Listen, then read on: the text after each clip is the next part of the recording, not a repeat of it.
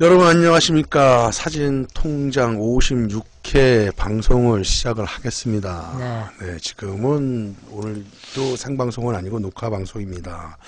그래도 감사한 게 녹화방송인데도 이렇게 또 몇 분이 들어오셔갖고 어떻게 알고 계시는지, 우리가 뭐 정시간에 하는 것도 아닌데 또 댓글 주신 거 보니까 계속 저녁 때 확인을 하셨다 그러니까 죄송하네요.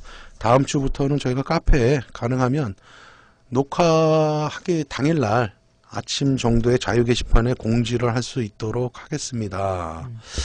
그렇게 하면 될 것 같고요. 오늘은 저번 주에 공지해 드린 것처럼 카페하고 메일로 온 질문 중에서 몇 가지 정도를 갖고 또 이렇게 얘기를 하고 할 수 있도록 하겠습니다. 시즌2에서는 주로 이렇게 하고 나가면서 서로 같이 호흡을 맞춰가면 좋지 않을까 하고, 그리고 참 저희 방송을 좋아해 주시는 구독자라고 그래야 되겠지, 유튜브에서 구독자분들께 정말 감사한 건 뭐냐면, 저번 주 시즌2로 시작하며 소개 뭐 이런 식으로 해갖고 안내 이런 식으로 해갖고 한 30분짜리 영상을 이제 시즌2 어떻게 하겠다고 올려드렸는데 너무너무 감사하게도 반응들이 좋았고, 한참 오래 기다렸다, 너무너무 좋았다, 그리고 관심들을 내가 생각했고 우리가 생각했던 것보다 너무 관심들을 많이 가져주셔갖고 눈물 날 정도로 감사했습니다, 여러분.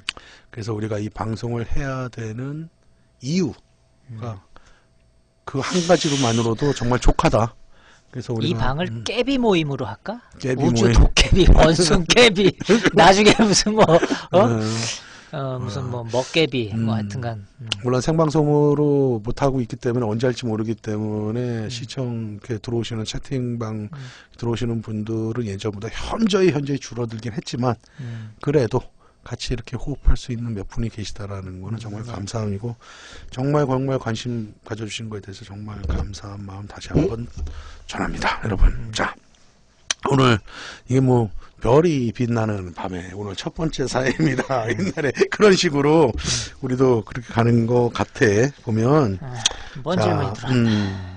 안녕하세요. 있는 그대로 난 이거 읽어드리는 거거든. 안녕하세요. 항상 선생님 강의를 듣다 보면 맞아, 이런 것도 있구나라는 생각이 들곤 합니다. 어떤 게 있어? 오늘도 삼각대와 가방 관련 강의를 듣다 보니 무조건 카본이 좋은 것만은 아니라는 생각이 너무 공감합니다. 중요한 건 그 이후인데요. 사실 삼각대를 잘 사용하진 않지만 할 때마다 볼 헤드를 통해 수평 맞추는 게 어렵다고 생각이 했었거든요. 근데 오늘에서야 3웨이 헤드라는 게 있는 줄 알았습니다. 정말 이거다 싶더라고요. 그래서 말인데요. 삼각대 하면 지쪽, 가방은 덩키 하듯이 선생님이 사용하시면서 검증된 3웨이 헤드가 있으시면 추천 부탁드려도 될까요? 자기가 지금 사용 장비는 가장 무거운 장비 기준으로 OD 마크 3에 세로 그립이 붙어 있고 렌즈는 70에 200 정도 될 듯한데 더 무거운 장비가 거치될 수도 있습니다. 사진 생활이야 계속 할 거니 언젠가는 대포를 드릴 수도 있다는 생각에. 뭐 이제 동물이나 그런 거 새 쪽 뭐 혹시 하시게 되면은 장망원 렌즈 같은 거 쓰실 이거는 수도 이제 있겠네. 무슨 얘기냐면, 이제 내가 그도 예전에 이제 사진 통장에서도 그렇고 송보의 사진 강좌에서도 삼각대하고 뭐 헤드 관련 이런 얘기들을 하다 보니까 카본 삼각대가 가볍긴 한데 또 그게 가볍다라는 게 삼각대에서 단점이 될 수 있다, 어떤 면에서는. 그런 거를 듣다가 봤는데 볼 헤드를, 그러니까 결론은 뭐냐면 지금 볼 헤드를 사용하고 있는데 볼 헤드를 사용하다 보니까 그 수평 맞추는 게 쉽지가 않더라. 그래서 그걸 좀 더 정밀하게 맞출 수 있는 게 3웨이 헤드라는 걸 내가 얘기를 했다라는 거지, 방송에서. 그걸 듣고 했는데 지금 장비 쓰시는 게 OD 마크 3 세로 그립의 70에 200 정도가 가장 무거운 장비인데, 그렇다면 3웨이 헤드는 어떤 걸 샀으면 좋겠냐, 나한테 이제 그거를 했더라는 얘기인데, 일단은 볼 헤드하고 3웨이 헤드라의 차이점이 있겠지. 볼 헤드는 여러분들이 아시다시피 한번 그 잠금 장치를 풀어갖고 전후 좌우 상하 좌우를, 상하까지는 아니구나, 전후 좌우를 한 번에 하기 때문에 빠른 장점이 있는 거고, 3웨이 헤드라는 거는 어쩌면 지금 이 방송을 통해서 처음 그 용어를 듣는 분들도 있을 거예요. 3웨이 헤드라는 것은 요즘에 이제 볼헤드가 대중화가 많이 돼서 많이 쓰는데, 그 전에 이제 3웨이 헤드를 주로 많이 썼지. 다 따로 놀지. 다 또 세 이렇게. 개씩 이렇게, 이게 뭐랄까, 좌우, 그렇지. 그 다음에 앞뒤, 응. 그 다음에 옆으로 돌리는 거까지 하는데, 볼헤드 자체를 갖고는 한 번으로 할 수 있지만 3웨이드는 하나하나 할 수가 있다. 그래서 좀 느린 거는 있지만은 좀 더 정밀하게 조절할 수 있을 때는 볼헤드보다는 3웨이 헤드가 좀 더 좋을 수가 있다라고 그렇게 볼 수도 있다. 이런 장단점들이 존재한다. 자, 그렇다면은 볼헤드야 뭐 만드는 회사들이 여러 군데가 있어갖고 볼헤드들은 이제 선택의 폭들이 있는데, 자, 그렇다면 3웨이 헤드는 어떤 메이커를 추천하느냐 라는데, 내가 볼 때는 3웨이 헤드 같은 경우는 그냥 만약에 내가 맨프로토를 산다 그럼 맨프로토 제품, 그 다음에 뭐 슬릭을 산다 그러면 슬릭에서 헤드를 제 거. 지조를 산다 그러면 지조에서 나온 3웨이 헤드를 사면 될 것 같아. 그럼 우리가 뭐 요즘 뭐 중국제도 많이 들어와 있는 것 같아. 벤노라든가 뭐 그런 것들도 뭐 굉장히 나쁘지 않은 것 같아, 써보면은. 근데 이제 거기에도 요즘은 아예 그냥 볼헤드 자체가 이렇게 좀 뭐라 그래야 될까, 그냥 기본으로 아예 볼헤드를 주는 경우도 굉장히 많은 것 같아요, 요즘은. 그러니까 볼헤드가 굉장히 대중화가 돼 있다라는 거지. 근데 포디는 어때? 너 써보면은 볼헤드를 써보고 3웨이 써보면은 넌 어떤 게 좀 좋은 것 같아? 이렇게 보면. 3웨이 헤드를 내가 만약에 쓸 일이 많다면은, 아니, 그러니까 어떻게 표현하냐. 삼각대를 만약에 굉장히... 자주 사용한다면은 나는 3웨이를 쓸 것 같아. 예. 근데 개인적으로 그걸 선호해. 근데 내 사진 생활 자체가 삼각대를 이렇게 썩 많이 쓰는 건 아니고, 난 모노포드 들고 다니거든? 그렇지. 그래서 그거는 내가 지금 좀 성능 좋은 볼헤드를 지금 쓰고 있어. 그러니까 나는 그러니까 사진 생활 전체적인 패턴 자체가 삼각대를 많이 쓰는 편이 아니라, 그 3웨이를 안 쓰지만 삼각대를 내가 만약에 쓰는 사람이라면 난 3웨이 쓸 것 같아. 3웨이 쓸 것 같아. 쓸 것 같아. 나도. 그러니까 이거는 뭐 어디까지나. 그러니까 그냥 주관적인 거야. 그렇죠. 뭐 이거 정답. 근데 모노포드를 쓰면서 이게 3웨이 쓸 일 자체가 없어요. 그걸 할 수가 없어, 모노포드는. 그렇죠. 왜냐면 모노포드는 약간 좀 스피디하게 이렇게 좀 이 떨림 방지용 정도의 그런 것만 이렇게 추구하는 거기 때문에 뭐 이렇게 정밀하게 맞춰서 이렇게 보고 이런 그 시간에 이렇게 막 장타임을 주는 그런 것들이 아니라, 그러니까 내가 이제 전제를 다는 게 그거지. 만약에 내가 삼각대를 쓰는 사진을 했다 그렇죠. 하면은 나는 3웨이를 썼을 것 같다. 자, 근데 여기서는 이제 뭐 전제는 떠나갔고, 어쨌거나 삼각대를 뭐 너도 계속 사용을 했던 거고, 나도 사용을 한다는 전제하에서 얘기를 하면은, 내가 요즘에 맨프로토 190, 지조는 요즘 잘 안 쓰고 다니는데, 맨프로토 190, 작은 삼각대 중에서 190에 그 볼헤드를 써 마킨스 걸 하나 쓰고 있거든. 최근에. 좋아? 편하긴 해. 편하긴 하고, 또 하나는 05. 맨프로토 05에다가 그냥 3웨이 헤드를 하나 쓰고 있어. 그런데 이게 내 주관적인 생각일 수도 있어. 내 주관적인 생각이. 물론 어쨌거나 자기 경험을 얘기를 해드리는 거니까. 나는 근데 볼헤드보다 나도 3웨이 헤드가 그게 익숙해져서 그럴 수도 있어. 그게 나도 그냥 편하게 느껴져. 물론 부피는 좀 더 커. 그치. 근데 나도 그게 왠지 모르게 볼헤드가 빠르긴 빨라. 그런데 왠지 모르게 3웨이 헤드가 좀 더 이렇게 좀 안정감이 있다고 그래야 되나? 그러니까 나도 그래. 삼각대 자체를 폈다라는 것 자체가 그렇지. 무언가 그 상황이 삼각대를 쓸 수밖에 없는 상황이니까 일단 폈을 거 아니야. 그렇지, 삼각대를 필 필요가 없는데 그걸 왜 피냐고. 그러니까 이미 그런 상황에 놓였다라는 거는 뭔가 정밀하고 좀 진중하게 뭘 좀 맞춰야 되고 하는 시간을 이미 내가 용의가 있다라는 거지. 그렇지. 사진을 찍을 때. 그럴 때 뭐 조금 편하자고 몰라. 나는 그런 건 나는 개인적으로 조금 아닌 것 같아. 그런 내가 만약에 삼각대를 썼다면 난 3웨이 썼을 것 같아. 그래서 이 지금 볼헤드도 상당히 메이커에서 볼헤드가 나쁘다는 건 아니에요, 여러분. 그러니까. 이건 어디까지 주관적인 얘기야. 그래서 이거는 장단점들이 분명히 존재를 해. 어느 게 좋다, 어느 게 나쁘다는 아니고.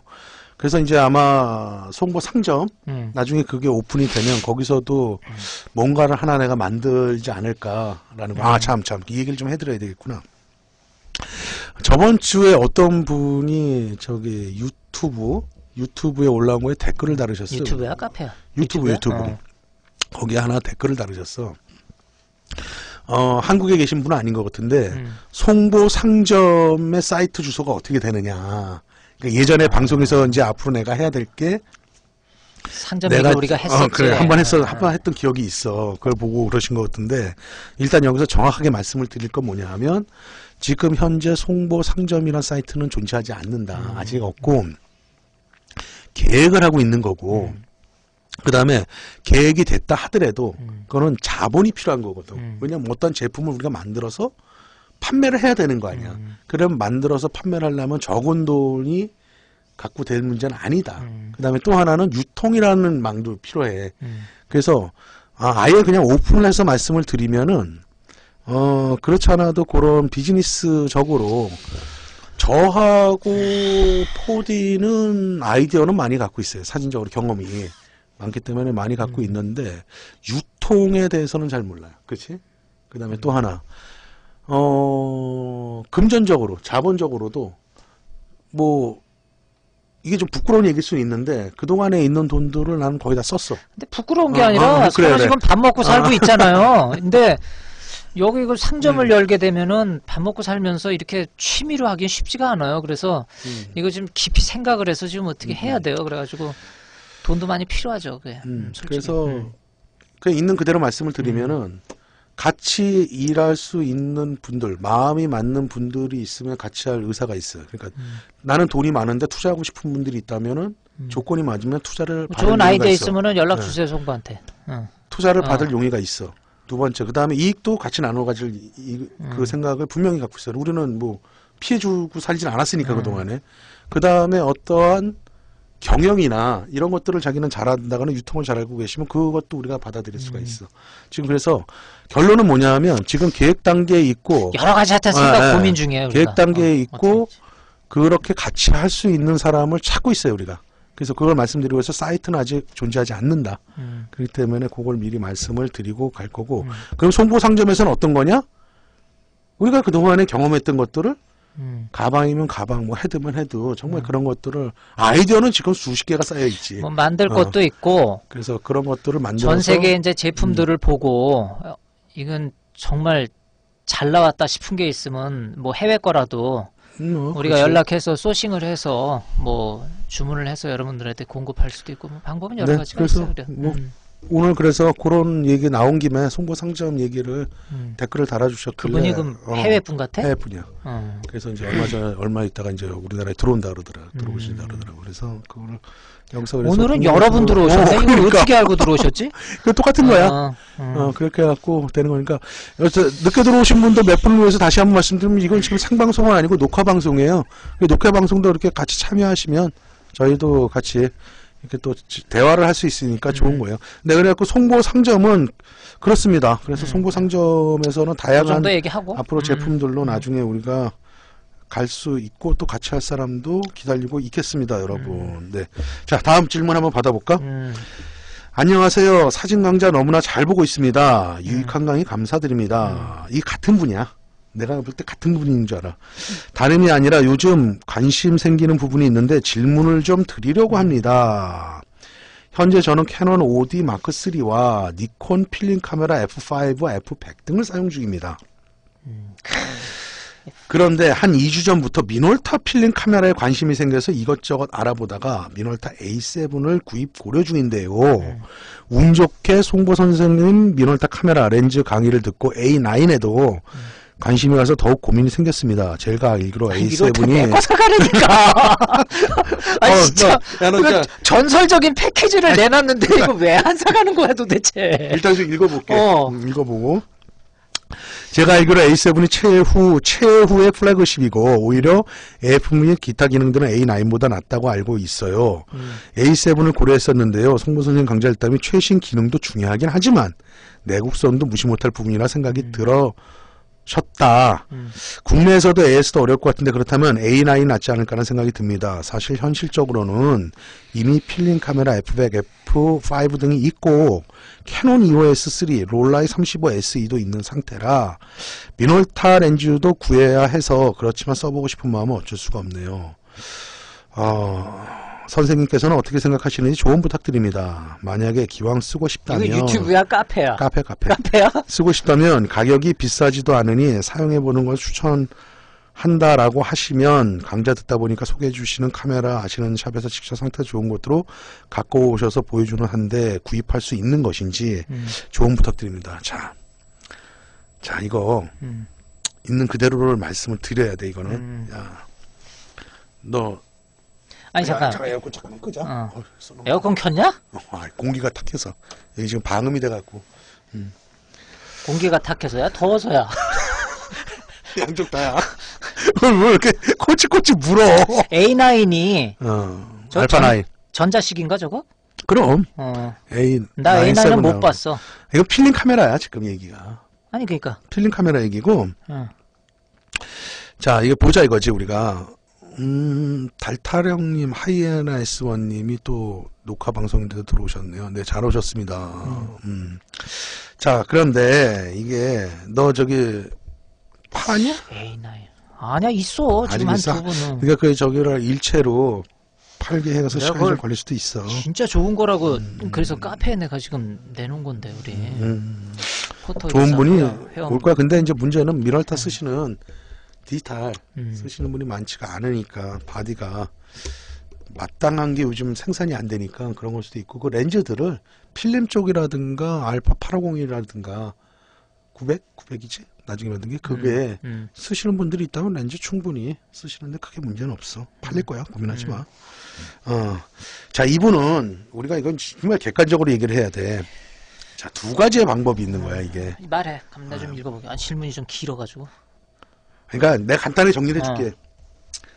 뭐냐 하면 지금 디지털은 OD 마크 3를 갖고 쓰고 계셔. 그다음에 필름 카메라는 니콘 F5하고 F100을 갖고 계셔.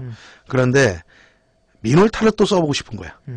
그래서 필름 카메라 중에 A7이라는 게 있고 9이라는 게 있는데 결론은 뭐냐 하면 A7을 살까도 생각을 했는데 내구성이나 이런 건 더 플래그십 바디는 알파 9이니까 그걸 사는 게 옳은 건지 아니면은 아예 미놀타 카메라를 또 다른 필름 카메라들이 있으니까 굳이 이거를 또 사서 써볼 의사가 있는 건지 그거를 물어보시는 거야. 그러니까 전체적으로는 알파 9을 살까 아니면은 아예 그냥 있는 필름 카메라도 있으니까 사는 게 옳은 건지 라는 건데 나는 내 생각은 정말 간단 명료해. 무슨 말이냐면 교과서적인 입장. 빨리 말해. 교과서적인 입장에서는 그냥 있는 걸 갖고 쓰시는데 충분하다는 거죠. 물론 댓글도 그렇게 달아드렸어 내가. 그런데 문제는 이미 이런 마음이 들었다라는 건 뭐냐 하면 이미 어디 꽂혔다라는 거야? 그렇지. 꽂혔다라는 거야. 이미 써보고 싶다라는 얘기야. 그런데 그러면 이거를 내가 사지 말라 그러면은 당분간은 안 사실 거야. 왜냐하면은 그러나 또 떠오를 거야 꿈속에서. 그렇지. 계속해서 떠오를 거야. 자 그렇다면 나한테 끝에 뭐라 그러냐면 가격이 비싸지도 않으니 사용해보는 것을 추천한다라고 하시면 그게 무슨 말이냐면 나는 이미 사고 싶어. 그런데 그걸 좀 제발 쓰지 말라고 하지 마 이 소리야. 검증받고 싶으신 거야. 그 마음을 내가 누구보다도 알지. 우리가 그렇게 살아왔잖아. 우리가 지금까지 그렇게 살아온 거 사실이잖아. 그리고 이게 장비병이 걸리면 이거는 어떻게 할 방법이 없는 거야. 한번 풀어줘야 돼. 그래. 그래서 내가 카페에다가는 솔직하게 얘기할게. 지금도 충분하니까 그냥 사용하세요라고 썼어. 그렇잖아. 다른 사람들도 읽어야 되는데. 그런데 좀 더 솔직한 얘기는 이분이 말씀하신 이분 대로 입장에서 한 번 보면 더 생각해보면 한 번 더 생각해 보면 이분 말대로 큰 돈 아니니까 한 번 써봐도 나쁘지 않다. 그리고 다시 팔면 되는 거잖아. 그게 오히려 내가 사진 생활 하는데 스트레스 안 받는 요인이 될 수도 그럴 수도 있죠. 있다라고 봐.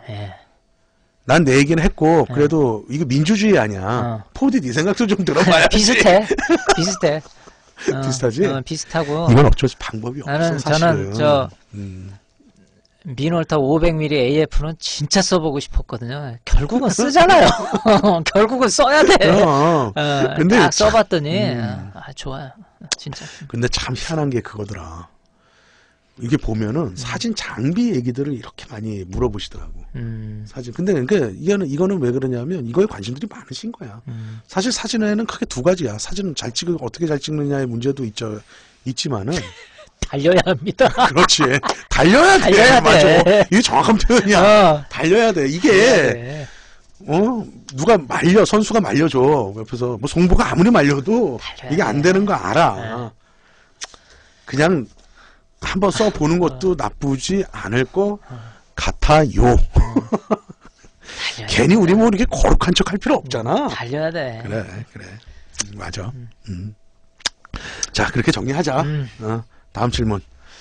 안녕하세요. 현재는 니콘 D750에 50mm 1.8G 렌즈만 마운트하여 사진을 찍고 공부하고 있습니다. 35mm 렌즈도 하나 구매하여 찍고 보고 싶은데요. 고민이 생겨 여쭙니다. 니콘 35mm 렌즈가 f1.8 렌즈와 f2 ED 렌즈와 이건 신형이고 f2짜리 D 렌즈로 나뉘는데요. 송보쌤 강의에서 최신 바디는 최신 렌즈가 더 좋은 성능을 보일 수 있다는 말씀을 들은 기억이 있다. 네, 제가 그렇게 말을 했죠. 하지만 조금 더 진득한 색감을 내준다는 D 렌즈를 써보고 싶은 마음이 들기도 하네요. 물론 클래식한 디자인도 마음에 더 듭니다. 그래서 물어보는데 D750에 35mm 렌즈 두 개를 마운트했을 때 그러니까 1.8하고 2를 썼을 때 어떤 특징이 있을지 물론 직접 써보고 스스로 습득하는 게 가장 좋겠지만 포토 아카데미 153 카페를 통해서 두드려보고 가고 싶네요. 답변을 한번 들어보고 답변 부탁드리겠습니다. 네, 그렇죠. 요지는 뭐냐면 50mm 렌즈를 지금 갖고 공부를 하고 계시는데 35mm 렌즈를 하나 사고 싶은 거야. 그런데 보니까 1.8 ED 신형이 하나가 있고 F2짜리 D타입 옛날 구형이 있어. 이 둘짜리는 필름 시절 때부터 쓴 렌즈다라는 거지. 그런데 내가 카메라 이 방송 사진 쪽에서 얘기를 하면서 신형 바디에는 신형 렌즈가 여러 가지로 성능이 더 좋을 수가 밖에 없다라는 거를 기억을 하신 거야. 그런데 진득한 색감을 D렌즈가 내준다는 또 얘기를 어디서 들으신 것 같아.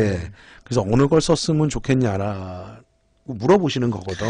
단어 어려워. 진득한 색감이 뭘까? 자, 진득한 색감이라는 걸 과연 1.8하고 2라는 거하고 차이가 많이 날까라는 것부터 먼저 접근을 좀 해봐야 될 것 같고 또 두 번째는 이제 우리가 접근을 할 때 이거 우리는 쉽게 사실은 저희가 먼저 이 얘기를 좀 해드릴게요. 여러분들이 저한테 이렇게 질문을 하거나 우리한테 질문을 한 거를 우리가 얘기를 할 때 그냥 단순하게 우리 생각만 하는 게 아니라 사실 고민을 좀 하고 얘기를 해드리는 거예요. 이거 우리가 미리 보고. 그러니까 우리도 여러분들 입장에 서서 진지하게 말씀을 드리는 거예요. 웃고 얘기는 하고 있지만 경험에 비추어서 얘기를 해드리는데 첫 번째 렌즈 성능을 따져봐야 돼. 좋아. 두 번째 돈도 생각을 해봐야 되는 거야. 돈 생각을 해야지. 그렇지? 자, 그렇게 봤을 때는 렌즈 성능적으로 본다면은 D750이라 그러면 최신 기종들이란 말이야. 그리고 화소수도 한 2,500만 화소 전후가 될 거야. 이 750이. 풀프레임이야, 저거? 풀프레임이야. 2,500만? 그 정도 되겠지? 그 정도에 될 것 같은데 나는 사실은 색감이 이게 더 진득하다, 이게 좀 맑다. 난 그거에는 내가 렌즈를 살 때 그 기준은 나한테는 없어, 사실은. 같은 메이커라면 그렇게 편차는 그렇게 크지 않다. 색감 차이는 난 그렇게 많지 않다라고 보고 나는 렌즈 성능만으로 굳이 따진다면은 1.8 그 ED 신형이 최신의 이미지 센서에 맞춰서 설계가 된 거고 또 경면 만사라든가 여러 가지의 내부의 프레임 문제라든가 이런 것들을 감안했다면은 신형 렌즈를 사시라고 권해드리고 싶어. 자, 그런데 뭐가 있냐 하면 이제 돈 문제가 있단 말이야. 이거 얼마나 차이나? 그래서 꽤 차이 날 거야. 나는 사실은 내 느낌에도 상당히 2배 차이 정도 날 차이가 것 날 것 같은데. 같은데, 돈 문제에 구애받지 않는다면 35mm 1.8 ED를 사서 사용하시는 게 어떨까? 이렇게 좀 권해드리고 싶고, 나는 정말 예산이 부족하다. 그렇다면 35mm F2를 살 수밖에 없는 현실인데, 자, 그렇다면은 개방 쪽 부담은 조리개 8 이상 조여서 쓴다 그러면은 주변부 해상력 저하 현상, 요런 문제들을 좀, 뭐라 그래야 될까, 좀 커버하는데 유리할 수가 있다. 그렇기 때문에 그렇게 좀 봐주시면 되고, 만약에 DF를 쓴다. 그러면은 DF나 뭐, 또는 뭐, 니콘의 D5, D4 이런 2천만 화소가 안 되는 것들 쓴다 그러면 그냥 35mm F2로 써도 크게 문제는 되지 않을 거예요. 화소가 적은 이미 센서들이기 때문에. 그건 무슨 소리야? 뭐가? 찐득한 색감, 그래머 스타일이랑 같아요. 더 어려워. 그래머 스타일이는 뭔 소리예요? 어? 아니 찐득한 색감도 어려워요. 근데 그래머 스타일이라는 건 또 뭐예요, 우주도깨비님? 너무 어려워요. 그래서 나는 내가 볼 때는 정말 추천을 해드린다 그러면은 돈을 구애받지 않는다 그러면 35mm 1.8 예산이 되시면 35mm 1.8 그걸 ED 사신다. 추천한다. 그리고 뭐 근데 지금 장비도 많이 안 갖고 계시니까 그 정도로 사신다면 큰 부담도 안 되실 것 같아요. 그래서 열심히 사진을 찍어 나가시는 것이 어떨까 이렇게 봅니다. 1.8 사시죠.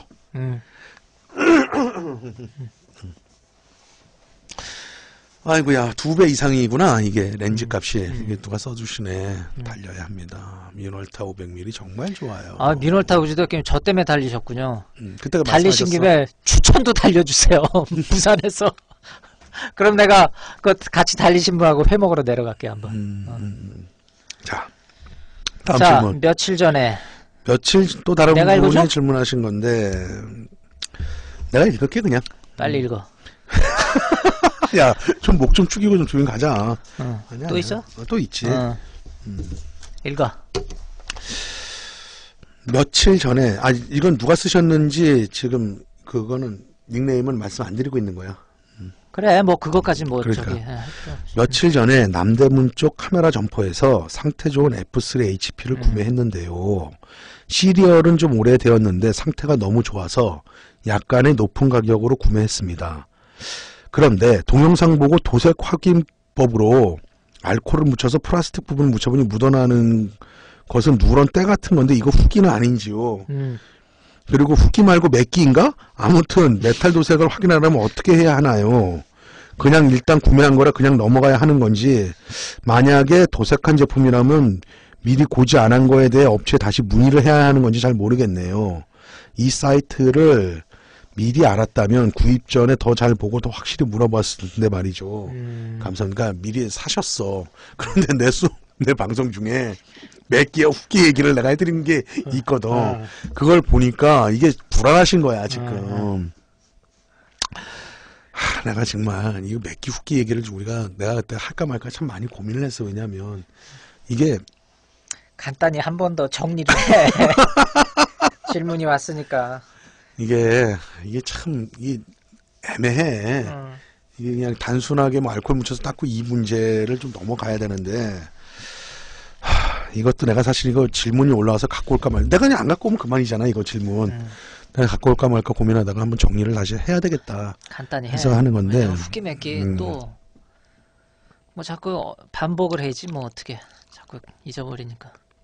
일단 내가 이제 어떠한 식으로 알코올 묻혀서 닦아봐라 그랬거든. 근데 누런 거는 때예요, 때. 후기는 아니야. 후기는 이제 검은색으로 나오는 거고, 후기는 그냥 칠을 뿌리는 거기 때문에 보통 휘발유나 알코올을 살짝 묻혀서 안 보이는 것을 닦으면 벗겨져 바로 100%.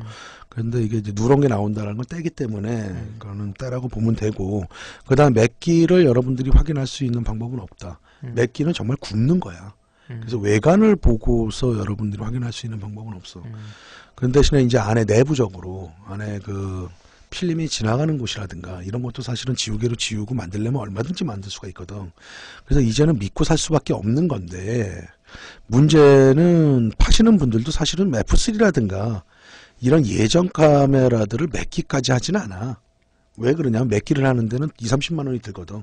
지금 그 카메라 값이 뭐 돈 30만 원도 안 하고 30만 원 하는데 그거를 그렇게까지 해서 팔지는 않는 거거든. 10만 원짜리 맥기 해가지고 60만 원에 60만 원. 그렇다고 살 수 있는 문제가 아니야. 요즘 뭐 니콘 F3 뭐 3, 40만 원이면 깨끗한 것도 사는데. 그래서 이거는 내가 볼 때는 가장 좋은 거는 훅기냐 맥기냐 이 고민을 하지 마시고 그냥 신경 끄시고 쓰셔라. 신경 끄고 쓰는 게 내 정신건강에 좋다. 그리고 내가 볼 때는 시리얼이 오래됐다고 꼭 맥기나 훅기를 했다고 볼 수는 없어. 그치? 시리얼이 오래된 거 그래. 자 그럼 여기서 이거를 한번 얘기를 해보자. F3 시리얼이 끝에 시리얼이 19로 끝나는 것들이 보통 맨 끝에 시리얼이야. 1, 5, 1, 3 이런 것들이 처음에 시리얼이야. 근데 이게 이제 80년대에 만들어지고 이제 늦게까지 생산이 됐잖아. 자 그러면은 상태가 맥기 안 하고 정말 깨끗해. 근데 1호 시리얼이야. 그리고 얘는 1호 시리얼들보다는 조금은 상태는 못하지만 19 시리얼이야. 근데 가격이 같아. 넌 어느 거 사겠니? 뭐 19가 최신이라며. 생산 연도가 빠른 것 뿐이지. 1호는 좀 예전 거고. 근데 상태를 봤는데 1호는 깨끗해. 근데 19 시리얼은 1호 시리얼 처음 나온 것보다 상태는 조금 떨어지지만 시리얼은 나중에 나온 거야. 나중에 생산된 거야. 너 같으면 어떤 거 사겠냐? 같은 금액이야. 근데 금액이. 이걸 정리해드리는 것도 나쁘지 않을 것 같아. 애매하네. 글쎄. 그러니까 쉽게 말하면 하나는 오래됐는데 연도수는 나온 지는 오래됐는데 더 깨끗하고. 하나는 한 3, 생산된 4년 후에 어. 생산된 건데 생산된 지 나중에 생산된 조금 건데 이렇게 보니까 좀 요거보다 헐었어, 못해. 약간. 요거보다 못한데 금액은 같아. 그러면 어떤 거 살 것 같아? 넌? 쉽지 않은데 질문 받아보니까. 그럼 내가 먼저 얘기할게. 나는 어. 시리얼 잘 안 봐. 나는 그냥 생산 연도 잘 안 보고 그냥 상태 보고. 상태 보고 사. 왜냐하면 아무리 늦게 나왔다 하더라도 그걸 많이 쓰면 그거는 이미 소모가 됐다는 얘기거든. 근데 뭐 카메라라는 게 녹거나 아이스크림 녹듯이 뭐 그런 거나 뭐 식빵이든 뭐 이렇게 유통기한이 있는 건 아니잖아. 거의 뭐 상태만 좋다면 반영구적으로도 쓸 수 있는 거거든, 카메라는 거는. 그래서 나는 그냥 시리얼은 난 별로 이렇게 신경 안 쓰는 스타일이야. 딱 제품 보고 중고로서 이 깨끗하네, 금액이 같아? 그럼 나 이거 그냥 사. 난 그런 스타일이거든. 그래서 그런 것들도 여러분들이 상품을 고를 때 한 번 정도 봐주십사 하는 거고, 그 다음에 요즘은 아마 맥기는 잘 안 할 거야. 맥기는 잘 안 하고 훅기는 아직까지도 존재는 많이 하는 걸로 알고 있어요. 렌즈들의 이제 뭐 후드가 벗겨지거나 후드 끼는 데가 좀 벗겨지면 살짝 뿌리거든. 이제 그런 것들은 근데 이제 요즘은 판매하는 곳에서 양심적인 곳이라면 그런 것들을 얘기하고 사실은 팔고 그래. 그거를 이제 얘기 안 하고 파는 게 이제 문제가 되는 거지. 그래서 여러분들도 그런 거에서 좀 자유로워질 필요가 있고, 뭐 그렇습니다. 근데 뭐 F3를 요즘 누가 맥기를 뿌려갖고 이렇게 팔지는 않죠. 맥기 뿌리는 금액이 너무 비싸니까. 맥기는 비싸요. 맥기는 비싸. 그거는 요즘은 아마도 그 장기간 보관하려고 깨끗하게 해갖고 클래식 카메라 쪽에 그 용도 아니고서는 금액 때문에는 하지 판매 시 않는다. 고지 안 하면 예끼래. 그렇구나. 그렇게 정리를 해보죠. 네. 그래서 결론은 아마 그건 때인 것 같고 누렇게 나오는 건 때인 것 같고 보지 않았으니까 신경 쓰지 마시고 그냥 사진 찍는다 하는 게 정신건강에 좋고 그렇게 쓰시는 게 좋고 믿고 사는 세상을 HB 만들어야죠. 사실씨가 필름 사진 하시나 보네. 그리고 요즘에 필름 카메라들 많이 팔린다 그러더라. 내가 이렇게 충무로나 남대문 쪽 카메라 샵 사장님들 만나서 얘기해 보면 많이 나간다 그러더라고. 그래? 그게 요즘에 뭐더니 뭐 라이카 M6도 많이 팔리고. 아니 나는 궁금한 게 글쎄, 그러니까 나는 그 후속 조치에 대한 게 이해가 안 돼.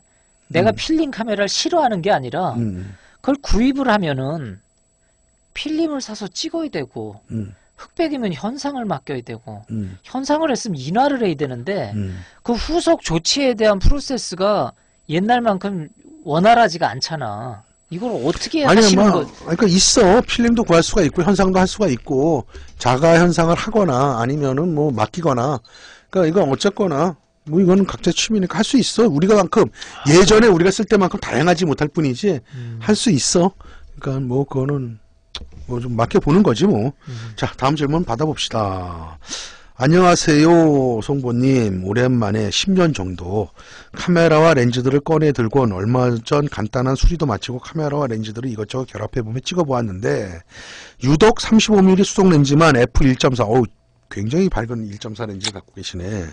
16가지 각 조리개마다의 결과물이 일정치 않습니다. 특히 1.4에서 5.6까지 조리개에서 심하게 하얄 정도로 노출이 오버되는 경우가 불규칙하게 생겨납니다. 다른 렌즈들 뭐 50mm, 28mm 이런 것들은 괜찮은데 참 바디는 D700입니다. 너무 오랫동안 사용하시 조리개가 균열하게 작동 안 하는 것인지 아니면 렌즈 자체가 문제인 것인지 렌즈 상태는 손으로 만져보아도 조리개도 잘 움직이고 민트급으로 외관상 깨끗합니다. 송구스럽지만 질문을 올립니다. 수리를 보내야 할까요? 송구스러워 하실 필요 없습니다. 질문 잘 하셨고요. 오래된 렌즈들은 대체적으로 조리개에 유막 현상이 생길 확률이 커. 그 무슨 말이냐면 조리개 안에 그리스가 들어가는데 그 그리스가 찐득찐득하고 녹아 내려갖고 날이 작동을 잘 안 오는구만. 날 사이에 껴갖고 이게 붙어갖고 작동이 원활하지가 않다라는 거지. 조리개를 열고 닫고 조이는데 작동이 해도 그 뒤에 그 커플러라 그러나 링 쳐주는 게 있어. 그쪽이 작동을 안 하면은 개방치광에서 조리개를 10일까지 딱 조였는데 그게 거기까지 안 조여지는 거지. 그렇기 때문에 노출 이런 거 있는데 이렇게 1.4에서 뭐 16까지 또는 뭐 몇에서 몇까지 쭉 테스트를 했는데 노출이 일정하게 안 나온다. 셔터 스피드는 계속 변할 거니까. 노출이 일정하지 안 나온다 그러면 첫 번째 의심해 볼 거는 내가 쓰고 있는 카메라 렌즈에 조리개가 정상 작동을 하고 있느냐. 특히 오래된 렌즈일수록 그 유막 현상이 있느냐 없느냐. 그래갖고 실질적으로 그걸 쳐보면서 그걸 점검해 볼 필요가 있고 대체적으로 거의 99.9% 조리개에 문제 있을 가능성이 있다. 자, 그럼 이건 어떻게 처치를 할 수가 있느냐. 일단 오랫동안 안 썼던 거는 꼭 유막 현상이 없더라도 조리개가 작동하는데 모든 기계가 그렇잖아. 부드럽지 않을 수가 있잖아. 계속 링을 좀 쳐준다거나 아니면 렌즈에 껴갖고 계속 좀 찍어본다거나 그러면 정상적으로 올 가능성이 있고 근데 조리개를 봤더니 기름이 껴져 있다. 이거는 무조건 열어갖고 그 유막을 닦아내야 줘야 된다. 오케이? 그렇게 보면 된다. 그래서 결론은 그거를 하실 수는 없으니까 서비스 센터에다가 맡기는 게 좋다. 그렇게 보시면 될 것 같네요. 수리를 보내야 되겠습니다. 자, 다음 질문 해볼까? 한번 읽어봐 이제. 네가 읽어. 빨리. 왜? 제가 70에 200 VR2를 보유 중입니다. 니콘 쓰시나 보네. VR 렌즈라고 하니까 다양하게 쓸 수 있다고 생각해서 샀는데 강의를 보니 인물 촬영 시 85mm에서 135mm 화각이면 좋다. 그리고 이왕이면 단렌즈를 사용하면 좋다고 들었습니다. 그럼 70에 200 VR2를 보면 줌렌즈의 VR2라도 무게 때문에 흔들릴 가능성과 굳이 135mm 이상의 화각이 인물에 그렇게 최적화된 건 아닌가 생각해 봅니다. 질문자님이. 그래서 뉴 85mm 또는 뉴 105mm 70에 200 VR 중 인물 촬영만 한다면 어떤 선택을 해야 하나요? 야, 이거 답변 잘해드려야 돼. 왜냐하면 지금 갖고 계신 렌즈가 70에 200 VR2 렌즈를 갖고 있어. 그런데 수업을 내 걸 들었던 어디서 또 들으신 건지 그건 확실하게 밝히시는 내 수업을 들으셨겠지. 봤더니 인물 사진에는 VR이 뭐야? 이거 저거 흔들림 방지. 캐논에서는 IS. 이제 VR2라는 거는 VR이 있었고 두 번째 버전이라는 얘기겠지. 그런 게 있는데 사갖고 지금 갖고 계신 상태야. 근데 수업을 듣다 보니까 인물 사진에는 85mm에서 135mm 정도의 렌즈 화각이 쓰기에 가장 좋더라. 그리고 단일 렌즈면은 더 좋더라라고 보통 말들을 해. 나도 그렇게 수업을 했어. 자, 그러면은 그래서 이분이 지금 70에 200 그걸 팔고 다른 렌즈를 살까 지금 고민을 하느라고 물어본 거야. 솔직하게 말씀을 드리고 싶어 난. 그냥 쓰시라고. 왜냐하면 장단점들이 존재를 하는 거잖아. 70에 200도 렌즈 좋은 렌즈야. 밝기도 2.8이야. 그 다음에 트리밍으로서의 줌 렌즈로 쓸 때 미세하게 트리밍을 할 때는 단일 렌즈가 앞뒤로 움직여서 발로 움직이는 것보다 줌으로 어느 정도 미세하게 쳐내는 거는 줌 렌즈가 유리할 수가 있어. 그 다음에 렌즈 성능이 뭐 85mm나 105mm나 135mm급 단일 렌즈하고 줌 렌즈하고 봤을 때 굳이 해상력으로 따지면 차이는 없다. 다만 이제 무게라든가 또는 간편함이라든가 조금 아웃포커스의 깨끗한 맛이라든가 뭐 콘트라스트나 샤프니스의 좋은 거라면 단렌즈가 아무래도 그건 좀 좋다고 인정을 안 할 수가 없어. 하지만 지금 내가 70에 200을 갖고 있는데 굳이 이거를 팔고 새로운 렌즈를 바꿀 필요는 없다. 가장 좋은 답은 뭐냐? 70에 200은 70에 200대로 갖고 있고 정말 내가 인물사진을 많이 찍는다 그러면 85든 105mm든 135mm든 마음에 드는 화각을 하나 더 사갖고 병행을 하는 거다. 난 그냥 그렇게 말을 하고 싶어.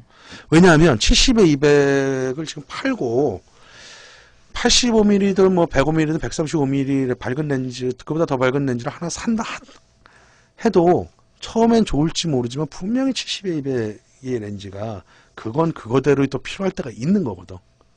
그렇기 때문에 조심스럽게 제가 말씀을 드리고 싶은 건 뭐냐 하면 일단 장비를 산 거는 정말 돈에 구애받지 않는다면 가능하면 팔지 말고 필요한 렌즈를 좀 더 사는 게 올바른 선택이 아닐까 전 보고요. 분명히 어떤 렌즈든 간에 쓸 수 있는 분야는 다양하게 있다.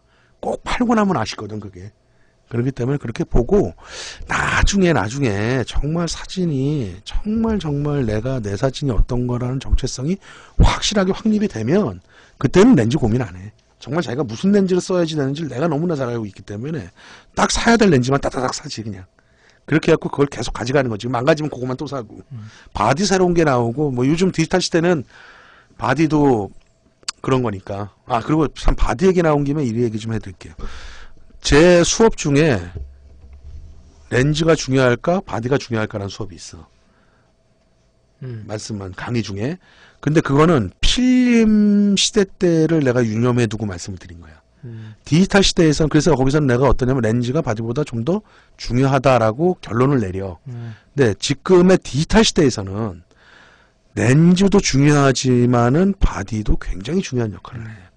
이미지 센서가 계속 발전을 하기 때문에.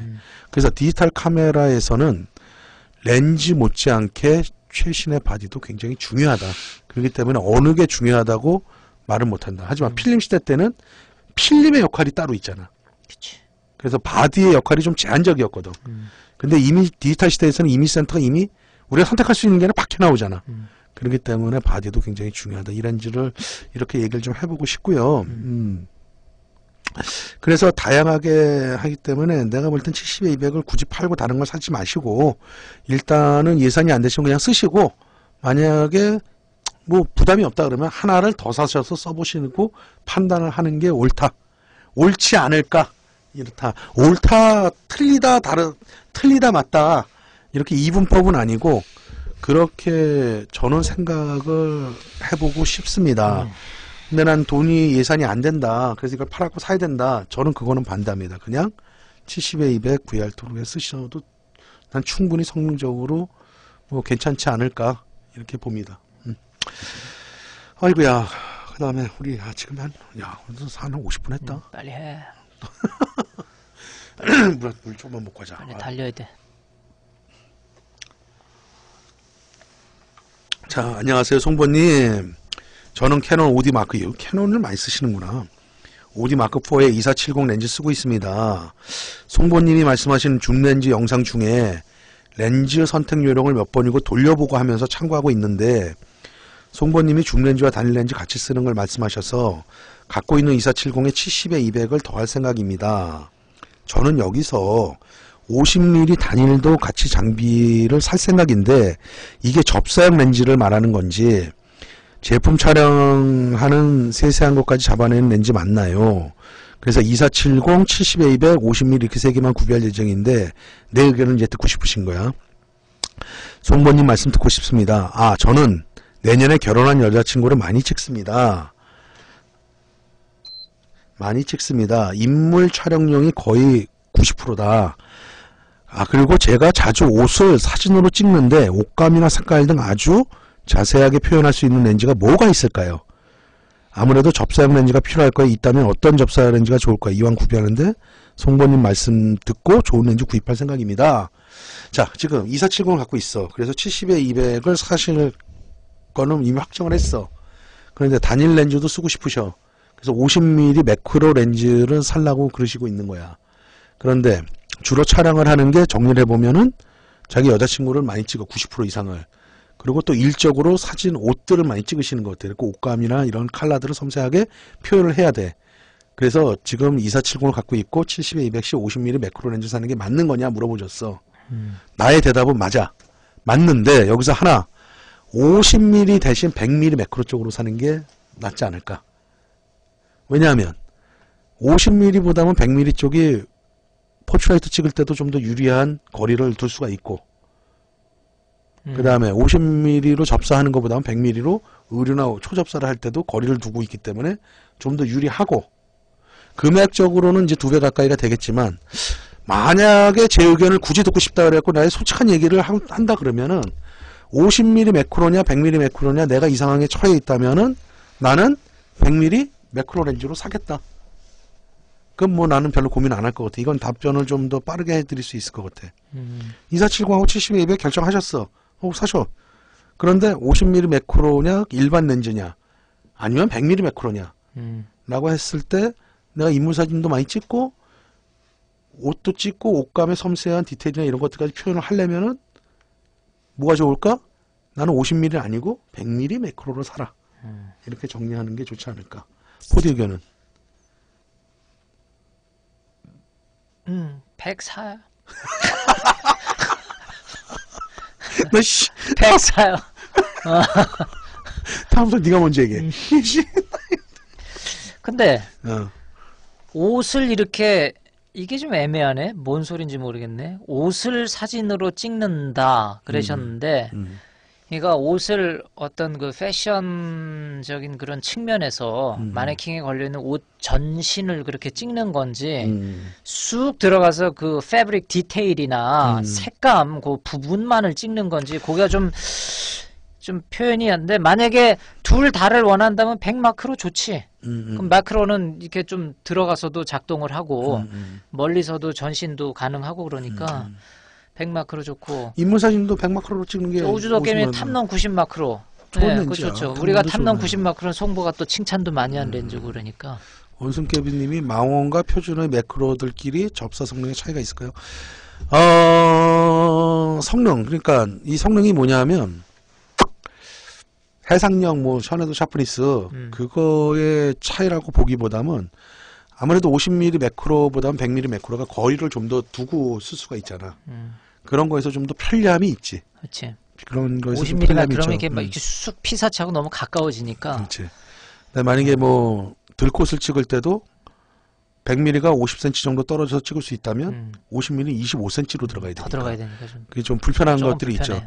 그런 것들이 있고 보통의 저 같은 경우야 이게 제 개인적인 생각이 저 같은 경우는 매크로 렌즈들은 주로 100mm급을 많이 쓰고 50mm급 쪽은 그렇게 선호 안 하고 내가 만약에 그냥 50mm 표준 렌즈 대신 밝기가 좀 어두워도 그냥 50mm 매크로 렌즈를 쓸 경우는 있지만은 매크로 렌즈를 하나 선택한다면 난 그냥 게임 매크로를 니콘 사용 선택해. 중인데 60R가 뭐야? 105마 60 마이크로하고 100mm 마이크로하고 마이크로하고 탐론 90mm 맞아. 마이크로 그거 고민 좀- 중입니다.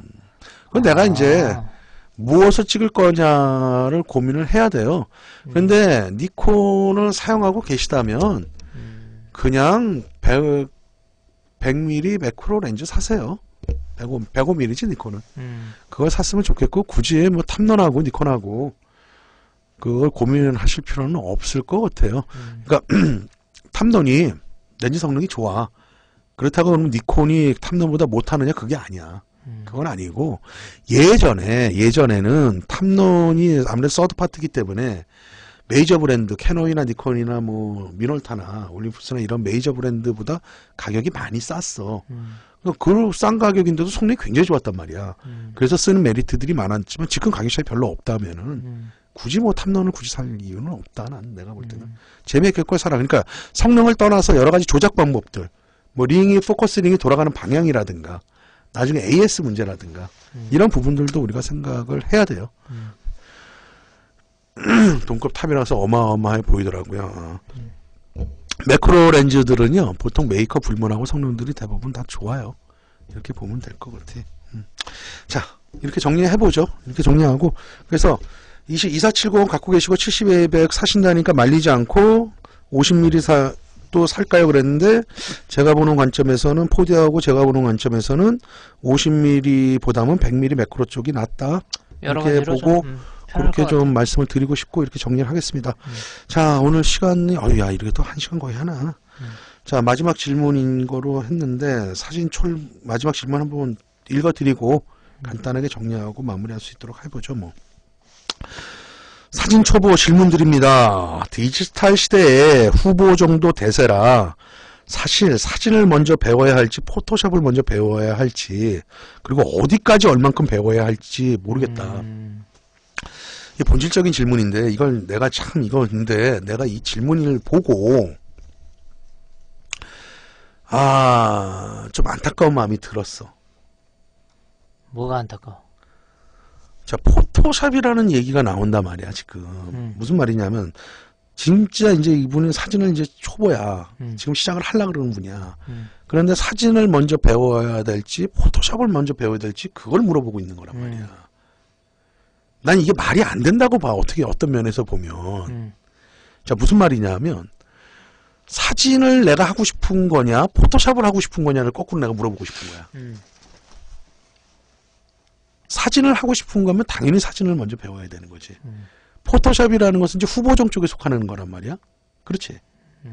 그런데 이게 지금 우리가 현재 디지털 시대에 와서 생활하고 있는 현실이기도 해. 어떤 면에서 보면은.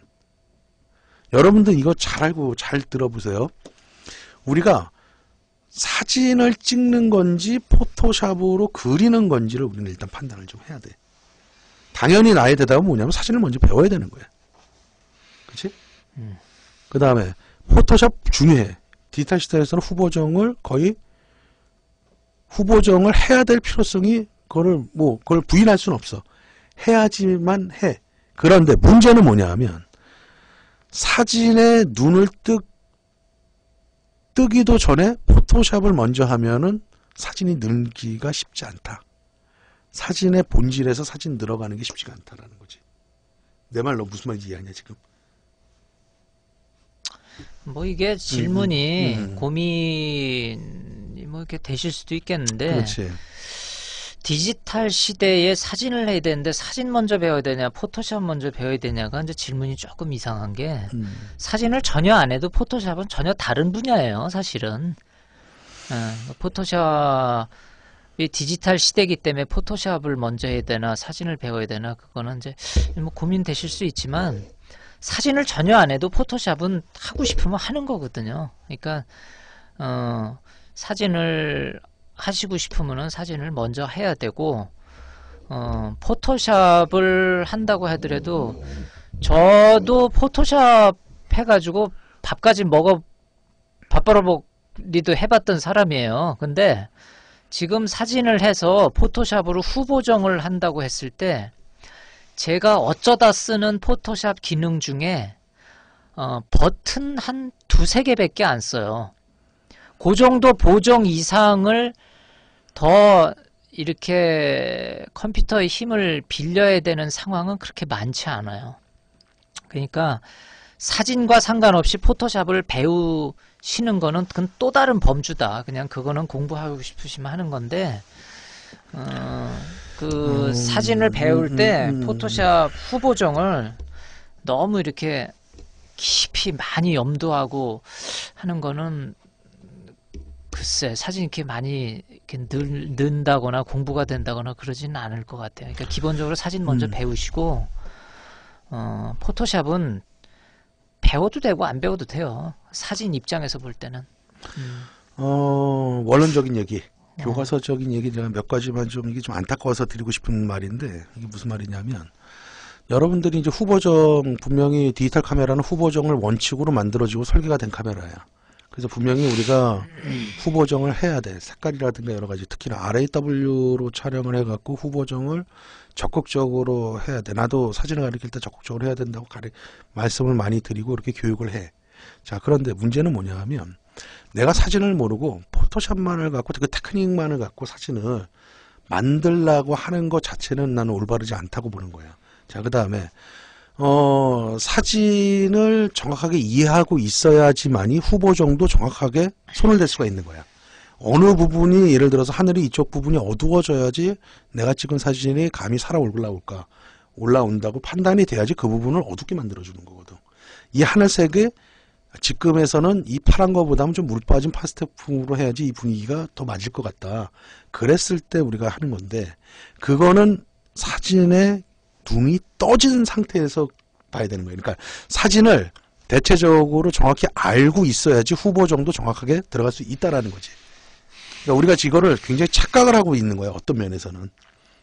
포토샵을 하면 사진이 그냥 저절로 그냥 찍어갖고 나중에 다 될 거라고 생각을 하는데 임의적으로 만들고 컬러를 만들고 색깔을 조정을 하고 샤프리 쓰고 뭐고 뭐 어떠하니까 후보정 프로그램을 갖고 할 수는 있지만은 문제는 그 판단이 내가 사진을 모르는 상태에서 정확하게 판단을 할 수 있느냐라고 봤을 때 나는 천만에라고 보는 거지. 우리가 포토 디지털 시대가 아닌 예전에 필름 시절 때도 후보정이라는 걸 했지. 암실에서 왜 안 했어?